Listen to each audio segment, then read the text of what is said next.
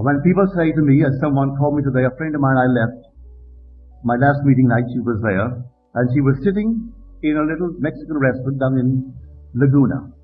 She and 3 others who were at the meeting the last night in Los Angeles. They had some Mexican dish and a glass of beer, and she had 2 cigarettes.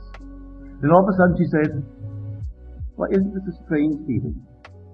"Oh, what a strange feeling." And she went over this way and she was gone. Just completely gone. But she is awake. She was awake when she was here.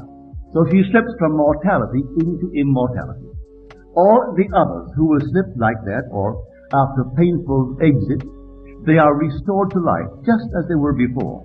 In a body, same as before, only young. Unbelievably, unaccountably young, in a world just like this. But not this one. She has gone into heaven, because she was born from above. So she has the immediate transition from a body of flesh and blood to one of glory, in the body of God, which is the body of the Lord Jesus Christ.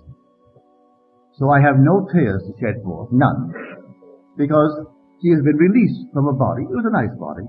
It wasn't in pain. It was just that moment in time, and she slipped, and she was gone. But all the others, death is a blessing to everyone who has not been born from above. You know why? It compels everyone who dies to modify, and quite often to radically alter the ideas they championed while they were here on earth. So they believe, because of their external efforts to be good, that suddenly someone's going to come and meet them at the grave to find themselves restored to life and young, unaccountably young, and new, nothing missing, no teeth missing, hair not missing, arms not missing. Everything is perfect in a world just like this to continue the journey. And then they wonder, what did that minister tell me? What did that priest tell me about what follows? Well, he was a liar.